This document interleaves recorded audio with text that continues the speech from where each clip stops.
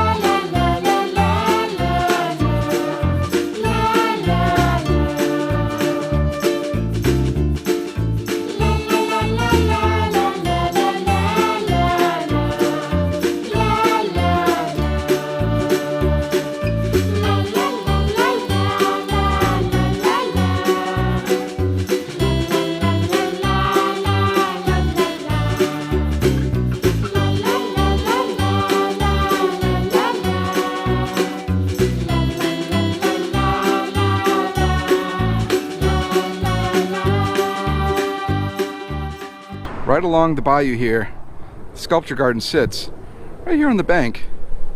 It's pretty cool. We're at the Chauvin sculpture garden featuring the art of Kenny Hill.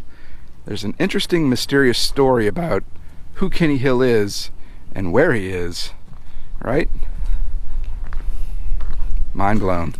Kenny Hill was a bricklayer by trade, and he moved here in 1988 and lived in a tent on this property while he built a more sturdy home for himself. In 1990, he began building these sculptures based on his life, religion, and how he viewed the world. He walked away from everything in the year 2000, and he hasn't been heard from since. If you want to come out and check this place out for yourself, it's open every day from sunrise to sunset. Take only pictures, leave only memories. Well, that's kind of neat, right when you walk in. This little painting on the sidewalk here.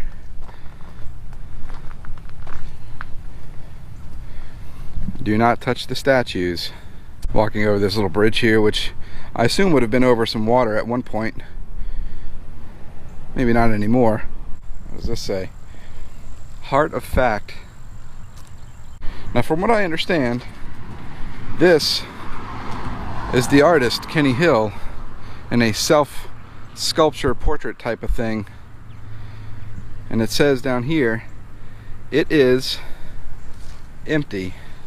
From what I understand, Kenny Hill at some point moved here and started building all these structures. And I believe his mom passed away, and he was told that he needs to purchase this land in order to keep the stuff here or something like that. And he got really upset about it. Along with the passing of his mother, he decided to just up and leave, and he left all of his things behind. He literally just left with the clothes on his back and disappeared. Nobody knows where he's at anymore. The thinking is that he's still alive somewhere, but nobody knows where.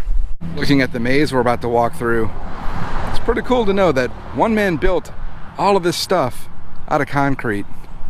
Right above here, looks like maybe an angel with some wings peeking over here.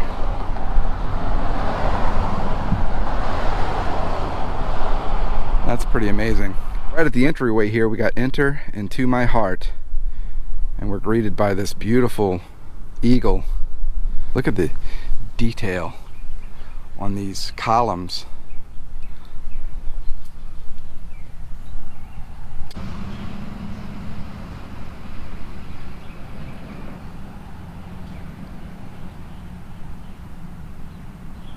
This one's holding a butterfly and a flower.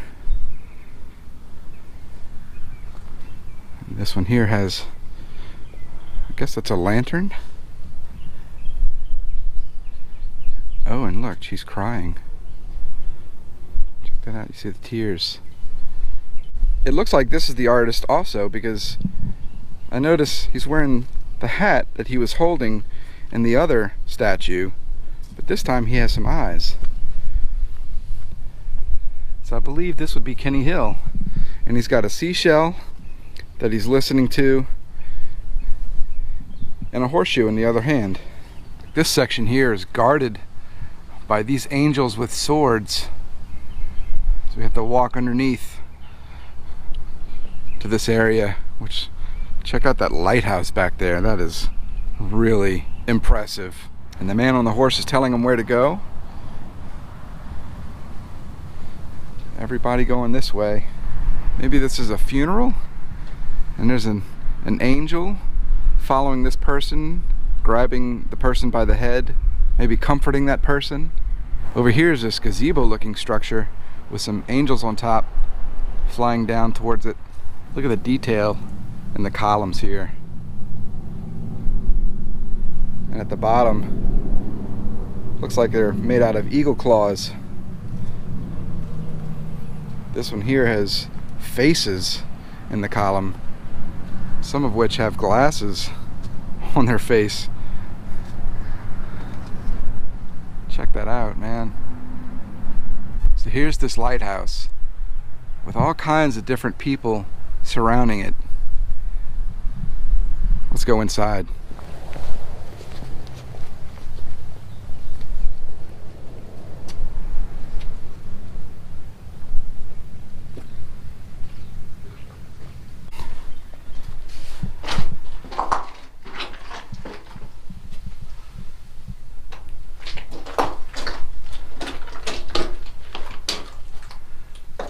Interesting. So it's wired up in here, so I guess this lights up too. If you look closely, on the back of this tall ship here is KH, Kenny Hill. He's signed or initialed his work. That's amazing. This is just very incredible. Never seen anything like this. So we've hopped on this ferry to cross the Mississippi River over to Algiers Point.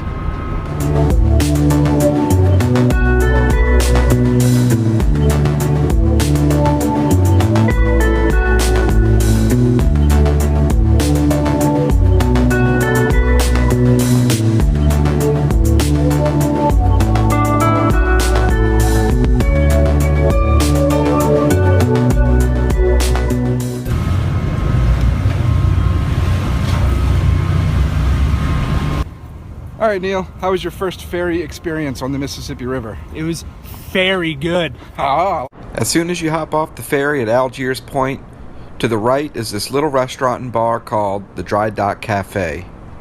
They're playing music. It's been here since 1989, and you may even spot a celebrity here. Quentin Tarantino ate here back in 2014. So Neil got a Crown and Coke, and I got an Old Fashioned. Neil got a cup of gumbo here. That just looks amazing. And we're sharing this plate of alligator sausage with some honey mustard dipping sauce. This looks pretty dang good. And I went for the bowl of gumbo. It looks like it's a lot. Grilled chicken sandwich with barbecue sauce. It's very good. See what I did there? Neil's so happy he's singing Hanson. I got food. Now I'm happy, Neil. Walking around the French Quarter, you see some interesting sights. Almost at every turn, there is something entertaining to see. The weather has cleared up enough to walk around down here and enjoy it. It's nice and windy and breezy.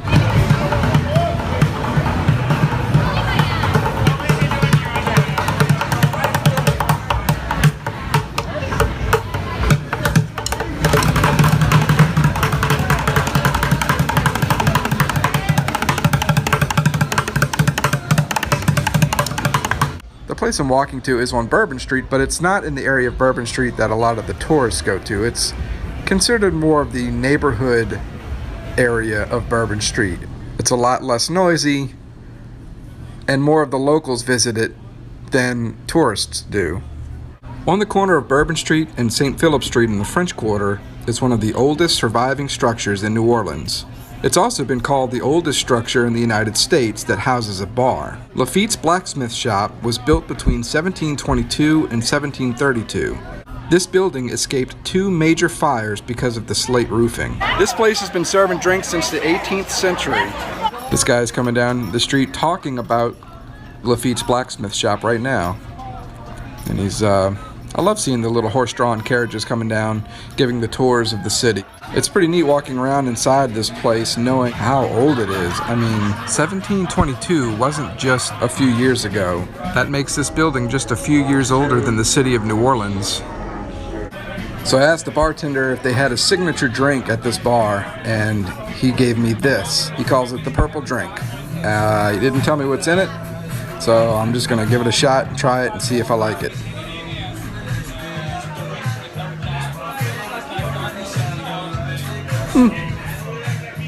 Between 1772 and 1791, it is believed that the Lafitte brothers, Jean and Pierre, who were well-known pirates at the time, used this property as a base for their smuggling operations, negotiations with buyers for their goods, and more.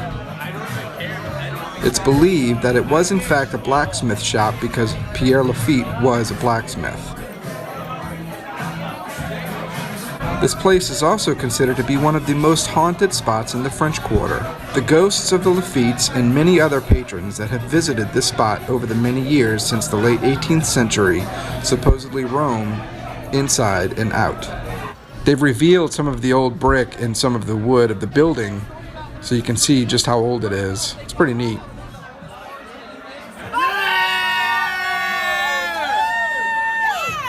This is Bayou St. John. I've been out here before. There's a rich history to this area. This has been here longer than New Orleans has been a city. But there's something not far from where I'm standing. A tree, a special tree over here. Now you might think, what is so special about a tree? Well, this isn't just any tree. This tree has survived Katrina and other hurricanes as well, but it has been turned into something a little bit more special than just your normal tree. And here it is. Now from a distance it looks like just a dead tree, but when you get up close you can see there's some carvings in it. Let's take a look at this. There's a pelican carved into the side of the tree here. That's pretty awesome. We got some guitars up here. We got a violin or a fiddle. Some piano keys that go up the side here. And if you look up at the top, you can see there's birds carved into the top of the tree. That is incredible.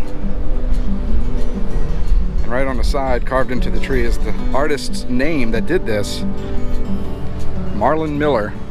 So the story behind this tree is it was just a regular tree, just like these other trees lining Bayou St. John.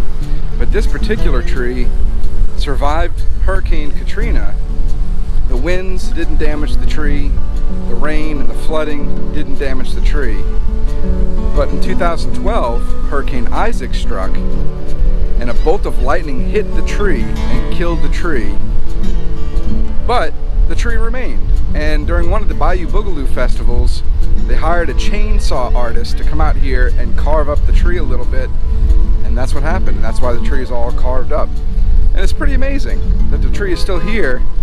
It's not going anywhere, hopefully. And on this side here, you've got a fleur-de-lis. A gentleman with an eagle on top of his head. So the artist drew his inspiration from this area, specifically the bayou, the snake, the birds in flight, the music. All of that is inspired by Bayou St. John, or this whole area. And Bayou St. John was kind of the entryway to New Orleans like 300 years ago.